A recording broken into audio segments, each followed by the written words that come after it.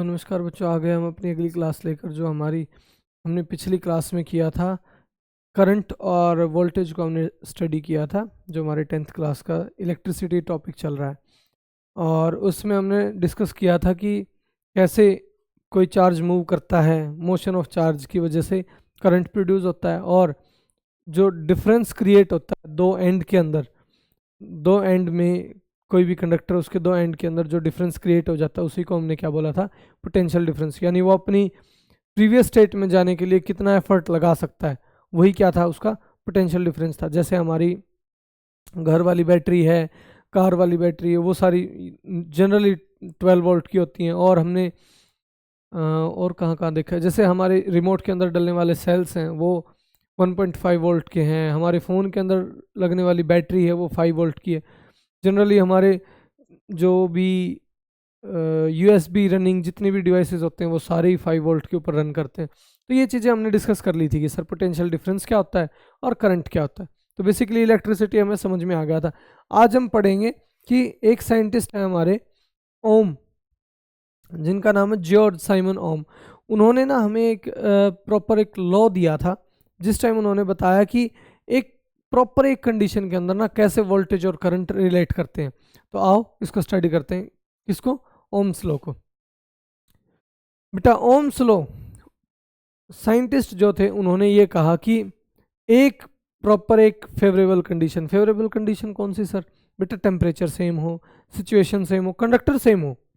Same conductor same temperature, मतलब temperature भी change नहीं करोगे। टेम्परेचर चेंज कर दिया तो सर क्या होगा, ये मैं बताऊंगा। फैक्टर्स जो डिपेंड करते हैं, जो हमारा रेजिस्टेंस किस किस के ऊपर डिपेंड है, वो सारा हम डिस्कस करेंगे। बट टिल देन सिर्फ आप इतना समझो कि जो मेरा वोल्टेज और करंट है वो कैसे रिलेट करता है। देखो इसने क्या किया, एक ग्राफ के थ्रू, इसने एक ग्राफ के थ्रू ये समझा कि जैसे जैसे ये करंट को बढ़ाता जा रहा था वैसे वैसे वोल्टेज बढ़ रही थी। तो इसको ये समझ में आया कि भैया देखो, एक प्रॉपर एक कंडक्टर के अंदर अगर हम वोल्टेज को बढ़ा रहे हैं या तो करंट बढ़ रहा है, करंट को बढ़ा रहे हैं तो क्या हो रहा है, वोल्टेज बढ़ रही है। तो इसको ये चीज़ समझ में आ गई, तो इसने एक रिलेशन दे दिया कि वोल्टेज डायरेक्टली प्रोपोर्शनल है किसके? करंट के।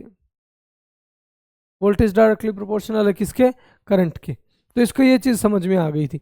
तो एक चीज़ और भैया, जब भी कहीं भी प्रोपोर्शनल का साइन हटेगा तो उसमें कोई ना कोई एक रिलेशन को सेटिस्फाई करने के लिए एक कांस्टेंट आता है। यहाँ पे क्या कांस्टेंट आएगा सर? जो कंडक्टर था, वो कंडक्टर का मटेरियल कैसा था, वो कितना मतलब करंट और वोल्टेज को मतलब क्रॉस करने से रोक रहा था, करंट को कितना रोक रहा था, या कैसा मटेरियल था, वो मटेरियल की क्वालिटी कांस्टेंट होगी ना।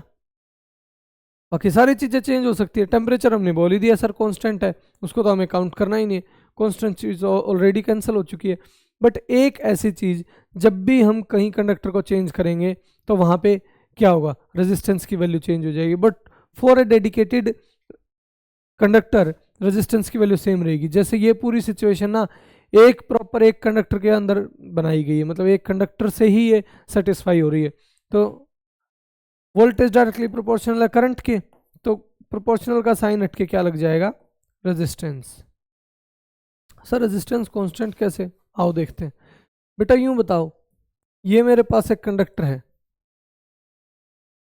बस वाला कंडक्टर नहीं, ये हमारा इलेक्ट्रिसिटी वाला कंडक्टर है, ठीक है।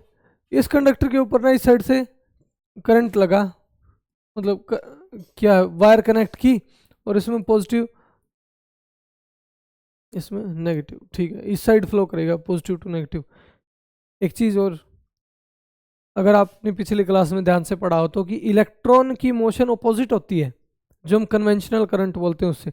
ये मेरा कन्वेंशनल करंट है, एक्चुअल में कंडक्टर के अंदर कौन मोशन कर रहा है, इलेक्ट्रॉन मोशन कर रहा है, ठीक है। और इलेक्ट्रॉन भी मोशन कैसे कर रहा है, फ्री इलेक्ट्रॉन्स हैं वो मूव कर रहे हैं, वही उसको क्या बनाते हैं, कंडक्टर बनाते हैं। वायर भी तो कंडक्टर है, मैंने यहाँ पे ये थोड़ा सा वाइड कंडक्टर लिया, बट वायर भी एक कंडक्टर है।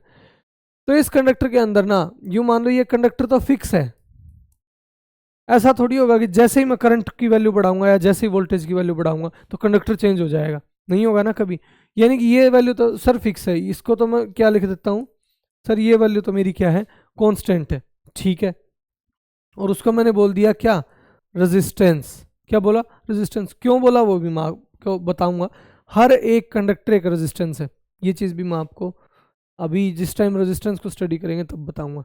तो ना जैसे ही इस एंड से इस एंड के बीच में पोटेंशियल डिफरेंस चेक किया, ठीक है, उसको मैंने जैसे ही बढ़ाया तो फ्लो ऑफ करंट बढ़ गया। फ्लो ऑफ करंट क्या हो गया? बढ़ गया। सर कैसे? एक गिलास पानी का था, एक यहाँ रखा था, इनके अंदर कितना डिफरेंस है, उसके अकॉर्डिंग पानी फ्लो करके आएगा। इस गिलास को मैंने इस हाइट के ऊपर रख दिया, दिख तो रहा है ना, हाँ, इस ये एक गिलास यहाँ और एक गिलास को मैंने इस हाइट के ऊपर रख दिया, यहाँ से पानी फ्लो करके आएगा ना नीचे तक, तो ज़्यादा स्पीड से आएगा। अरे 2 फ्लोर 3 फ्लोर जितने फ्लोर ऊपर हमारा रूफटॉप जो टैंक है वाटर वाला वो रखा होता है, उतना स्पीड से पानी फ्लो करके नीचे आता है ना। बिल्कुल सही बात है सर। तो जितना पोटेंशियल डिफरेंस बढ़ाया उतना ही फ्लो ऑफ चार्जेस बढ़ गया और जिसकी वजह से करंट बढ़ गया। क्या रेजिस्टेंस बढ़ा? नहीं। इसका मतलब sir voltage directly proportional current हमने समझ लिया, बट सर रेजिस्टेंस नहीं बढ़ा, तो जो कांस्टेंट निकल के आया वो मेरे पास था आर आई।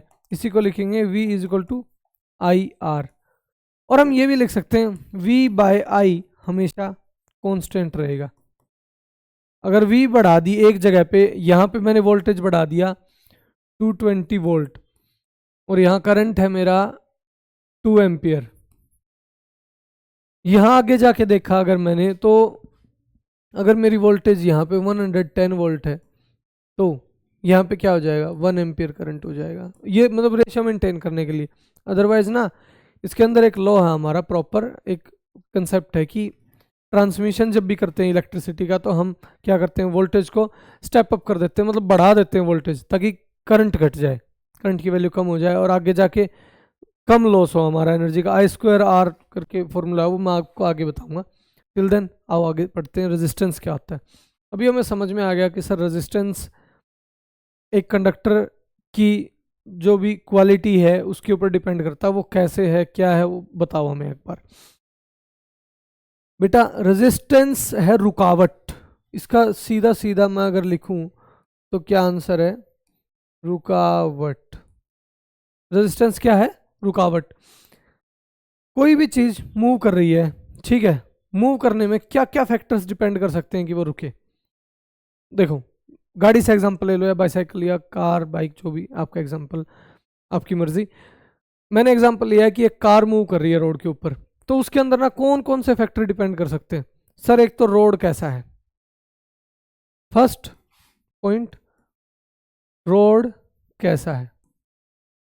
सेकंड पॉइंट, कितनी उसके अंदर क्या है वो बोलते हैं, हाँ, हवा कितनी चल रही है, विंड। अरे विंड कितनी चल रही है वो भी तो डिपेंड करेगी। रास्ता प्लेन है या नहीं है वो छोड़ो, साथ में रास्ता चौड़ा कितना है, उतनी अच्छे से गाड़ी चल पाएगी ना। बहुत ही पतला सा रास्ता होगा, स्लो स्लो चला के लेके जाएगा। विड्थ ऑफ रोड, ठीक है, रोड स्मूथ था, हवा चल रही थी, चौड़ा कितना है, ये चीजें हमने समझ ली सर। और बताओ, कोई बता सकता कोई और एग्जांपल?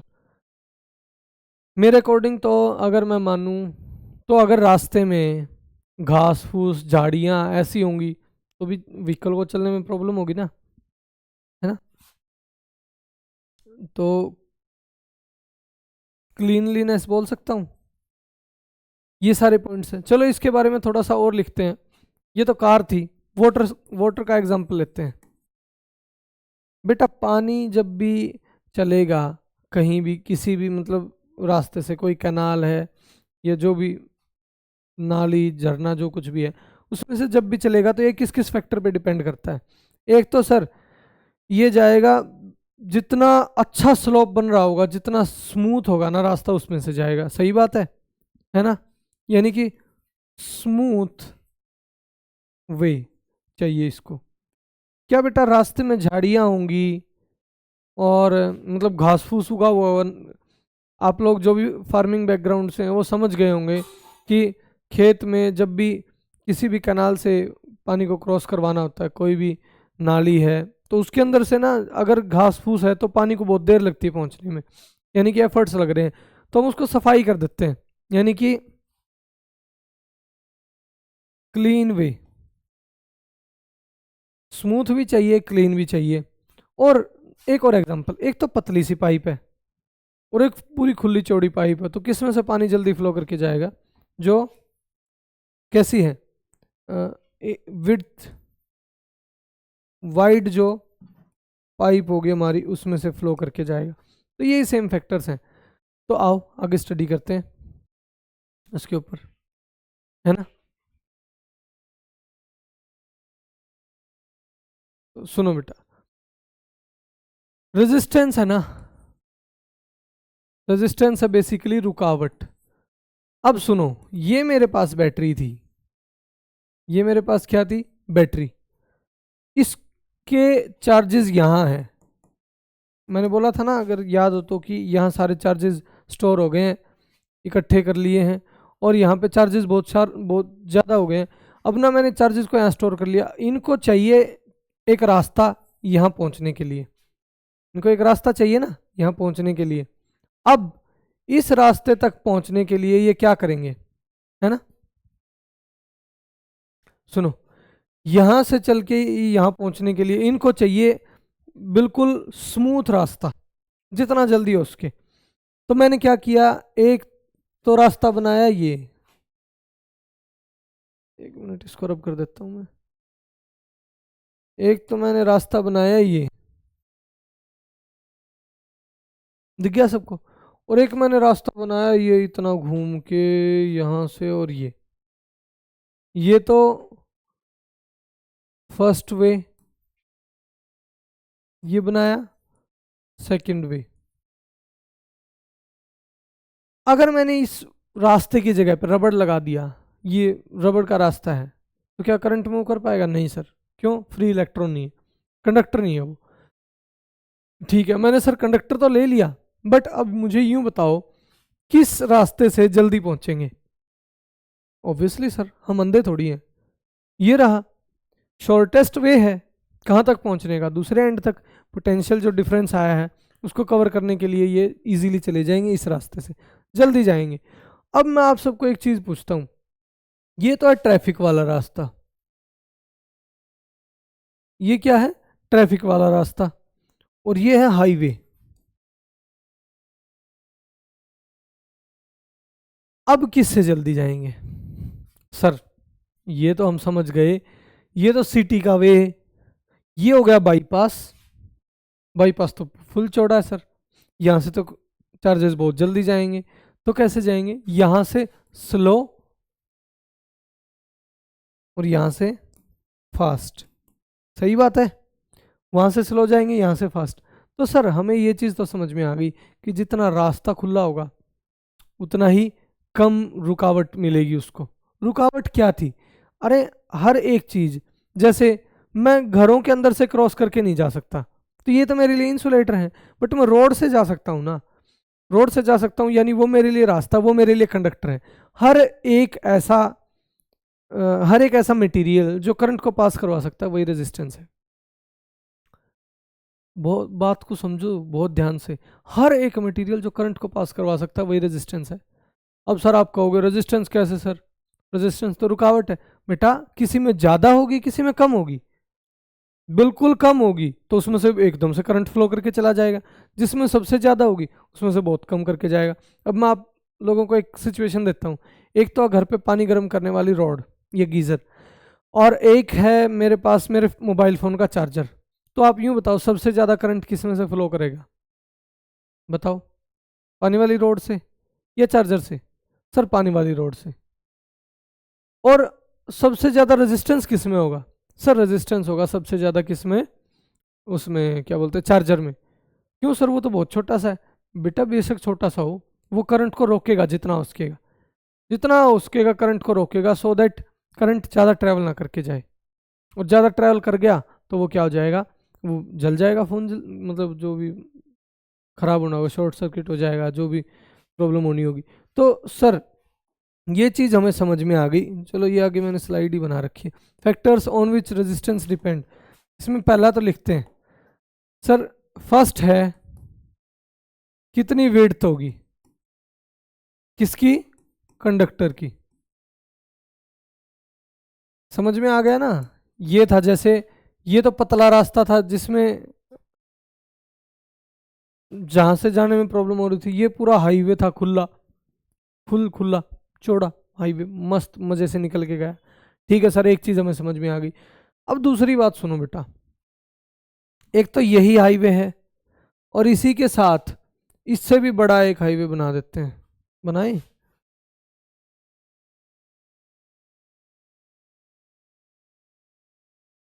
ये हाईवे था, इसके साथ मैंने ये एक और बड़ा हाईवे बना दिया।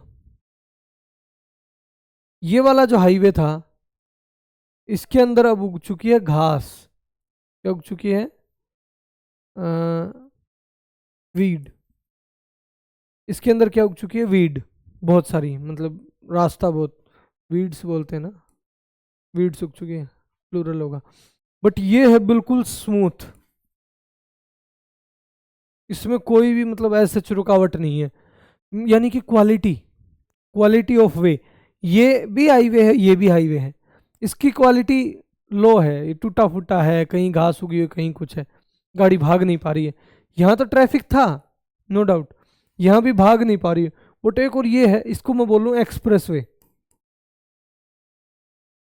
एक्सप्रेस वे है ये बड़ा स्मूथ, बिल्कुल 150 की स्पीड में गाड़ी चल पा रही है। तो कहाँ से जल्दी पहुंचेगी? यहाँ से, यानी चार्जेस कहाँ से जल्दी पहुंचेंगे? यहाँ से, है ना। तो इसका मतलब तो सर रोड की क्वालिटी कैसी है उसके ऊपर भी डिपेंड करेगा।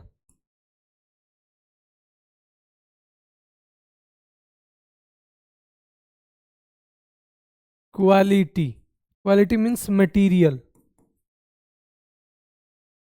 ठीक है सर, अब सुनो, वापस आ जाओ इसी पे। अगर दो तीन जितने भी रोड हैं सारे सेम लेंथ के हैं, दो या तीन रोड जितने भी हैं सारे सेम लेंथ के हैं, ये मेरी बैटरी है, ठीक है, इससे लगे हुए हैं ये, इससे जो ये रोड गया है ये भी सेम लेंथ का है, इससे ये रोड गया है ये भी सेम लेंथ का है, और इससे जो ये रोड आया है वो भी सेम लेंथ का है, सेम लेंथ के तीनों रोड हैं। और हाँ, एक ये रोड है, ये बहुत लंबा है, ज़्यादा वाइड, सेम क्वालिटी,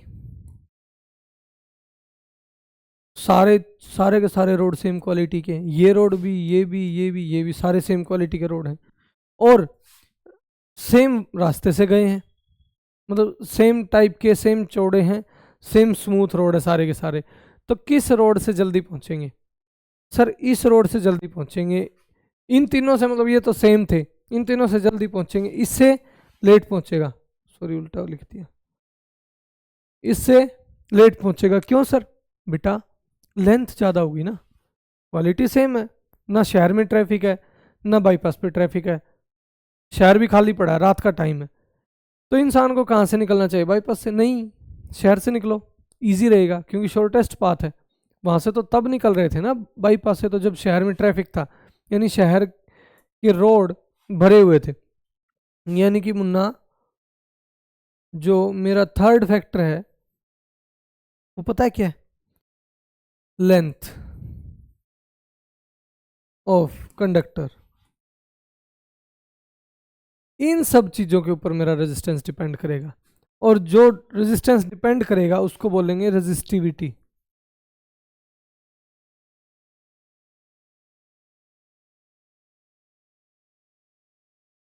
ओ सॉरी, रेजिस्टिविटी तो मटेरियल है,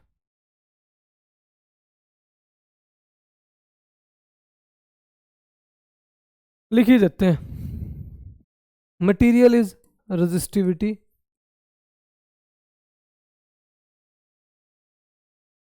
length L, width area, area होगा ना कितना चौड़ा है, वो हम बोलते हैं ना इतना चौड़ा एरिया है, इतना चौड़ा रोड है, ठीक है। देखो, रेजिस्टेंस का फॉर्मूला है रो एल बाय ए। सर ये ऐसे कैसे लिख दिया डायरेक्ट? हमें तो ढंग से समझाओ, आओ भाई ढंग से समझते हैं। देखो, रेजिस्टेंस बेटा डायरेक्टली प्रोपोर्शनल था एरिया, लेंथ के, किसके डायरेक्टली प्रोपोर्शनल था? लेंथ के। जितनी लेंथ बढ़ रही थी उतनी रुकावट ज़्यादा बढ़ रही थी, उतना करंट देरी से पहुंच पा रहा था। देख लो, मैं तो झूठ नहीं बोल रहा भाई।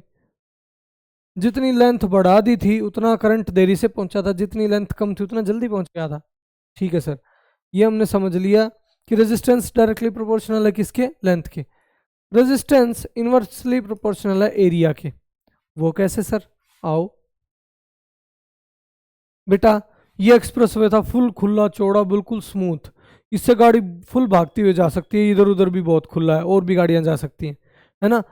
यहाँ से सर ये ट्रैफिक आ गया सर, एरिया बहुत कम हो गया, अंदर रोड बहुत पतले हो गए हैं, गलियां हो गई हैं।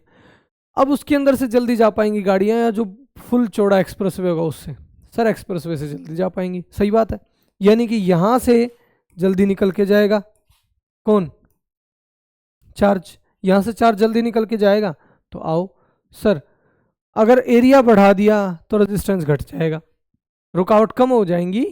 एरिया जो ज़्यादा वाइड हो गया तो रुकावटें क्या हो गई, कम हो गई, और रुकावटें अगर कम हो गई तो एरिया बढ़ गया, बात बराबर ही है। तो ये इन्वर्स होगा, ये अगर बढ़ेगा तो ये घट जाएगा।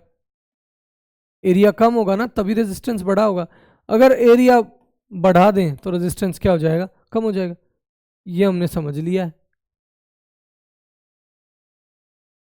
चलो सर, ये दोनों इनको कंपाइल करें, R directly proportional to L by inversely proportional to A. Sir जब भी प्रोपोर्शन का साइन हटता है तो कांस्टेंट आता है, कांस्टेंट यहाँ पे क्या आएगा सर, यहाँ कांस्टेंट आएगा जो वैल्यू थी उसकी मटेरियल क्वालिटी की। मटेरियल क्वालिटी की वैल्यू क्या थी, रो एल बाय ए। ये होगा मेरे पास क्या, रेजिस्टेंस का फॉर्मूला। तो हमने रेजिस्टेंस भी पढ़ लिया, किस किस के ऊपर डिपेंड करता है, रो होगा, रेजिस्टिविटी बोलते हैं इसको।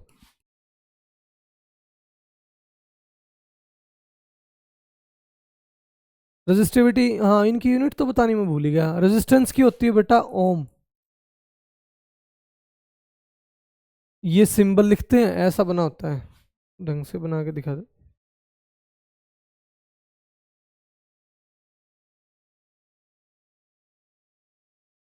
ये सिंबल होता है ओम, ध्यान से देख लेना। और रेजिस्टिविटी की निकाल लेते हैं sir, R is equal to rho L by A. Sir resistance की है ओम, रेजिस्टिविटी की हमें निकालनी है, लेंथ की होती है सर मीटर, एरिया की होती है सर मीटर स्क्वायर। मीटर से एक स्क्वायर कट हो जाएगा, यहाँ आ जाएगा ohm into metre is equal to resistivity. Resistivity की होगी ओम मीटर। तो इतना ही बेसिक था, किस किस फैक्टर पर डिपेंड करता है ये हमने कवर कर लिया है। तो नेक्स्ट क्लास में हम करेंगे रेजिस्टेंस ऐड कैसे होंगे, और मतलब addition of resistance, parallel series connections पढ़ेंगे, ठीक है, सर्किट पढ़ेंगे ढंग से। Till then bye, thank you very much class देखने के लिए। इनके नोट्स बनाते रहें, बोरिंग जरूर लग रही होंगी, मतलब मुझे जहाँ तक लगता है कि बच्चों को लगती है इनिशियल स्टेज पे, बट जब दोबारा एक बार और देखोगे ना, 2 बार देखना इन वीडियोज़ को। मैं कोई ऐसा नहीं है कि यहाँ पे किसी बच्चे को ऐसे पागल बना के जा रहा हूँ कि कुछ भी पढ़ा दिया, कुछ भी मजाक करके चला गया व्यूज़ के चक्कर में। नहीं बेटा, क्वालिटी मिलेगी, परफेक्ट मिलेगी। थोड़ी सी वीडियो लंबी हो सकती है बट उस वीडियो को आप ध्यान से ज़रूर देखना। अगर स्लो लग रही हो तो थोड़ी स्पीड इंक्रीज़ करके देख सकते हो, बट आप देखा करो पूरी। और जिसने भी लास्ट तक वीडियो देखी है उसके लिए thanks a lot, thank you very much. और अपने दोस्तों के साथ शेयर करें, सब्सक्राइब करें चैनल को, वीडियो को लाइक करना ना भूलें, नोट्स बनाते रहें। Thank you.